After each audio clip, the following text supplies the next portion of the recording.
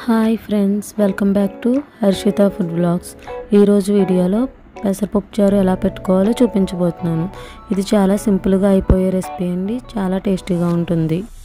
ముందుగా ఇప్పుడు ఒక గిన్నెలోకి గలసినార పెసరపప్పు తీసుకుని నానబెట్టుకోవాలి. ఒక చిన్న సైజు ఉల్లిపాయ, 2 టమాటాలు, 2 పచ్చిమిరపకాయలు, 2 రెమ్మల కరివేపాకు, కొంచెం కొత్తిమీర కట్ చేసుకుని పక్కన పెట్టుకోవాలి. ముందుగా నానబెట్టిన పెసరపప్పును వాష్ చేసుకుని ఒక గ్లాస్ వాటర్ వేసుకుని ఆ స్టవ్ మీద పెట్టుకుని స్టవ్ వెలిగించుకోవాలి. ఇప్పుడు ముందుగా కట్ చేసి పెట్టుకున్న టమాటా ముక్కలు, కట్ చేసి పెట్టుకున్న పచ్చిమిరపకాయలు వేసుకుని బాగా కలుపుకొని మూత పెట్టుకుని పప్పును ఉడకనివ్వాలి. పప్పు ఇలా ఉడుకుతున్నప్పుడు ముందుగా కట్ చేసి పెట్టుకున్న ఉల్లిపాయలు వేసుకుని ఒకసారి కలుపుకొని పప్పుని మెత్తగా అయ్యేంత వరకు ఉడికించుకోవాలి. పప్పు ఇలా మెత్తగా ఉడికిన తర్వాత గిన్నెను స్టవ్ మీద నుంచి పక్కన పెట్టుకొని ఒక పప్పు గుత్తితో మెత్తగా ఇలా రుబ్బుకోవాలి. పప్పు ఇలా మెత్తగా అయ్యేలా రుబ్బుకోవాలి.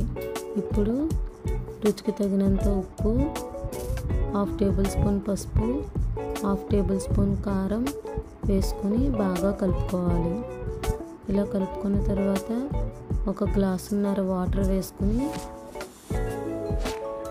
ఒక రెమ్మ కరివేపాకు, కొంచెం కొత్తిమీర వేసుకొని బాగా కలుపుకొని చారుని 5 నిమిషాల పాటు లో ఫ్లేమ్లో మరగనివ్వాలి. చారు ఇలా మరుగుతున్నప్పుడు మధ్య మధ్యన కలుపుకుంటూ చారు ఇలా బాగా మరిగిన తర్వాత స్టవ్ మీద నుంచి పక్కన పెట్టుకొని ఒక గిన్నెని పెట్టుకొని అందులో 1 టేబుల్ స్పూన్ ఆయిల్ వేసుకొని వెల్లుల్లి రెబ్బలు చెదగొట్టుకొని వేసుకోవాలి. 2 ఎండుమిరపకాయలు ఇలా కట్ చేసుకుని వేసుకోవాలి.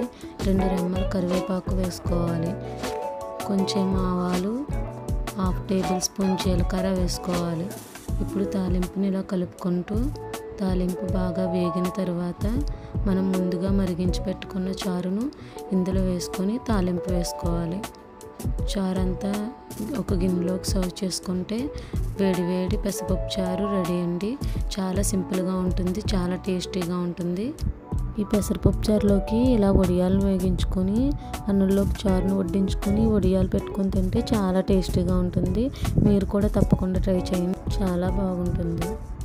నా వీడియో కనుక మీకు నచ్చినట్లయితే ప్లీజ్ లైక్ చేయండి, అలాగే సబ్స్క్రైబ్ కూడా చేసేయండి.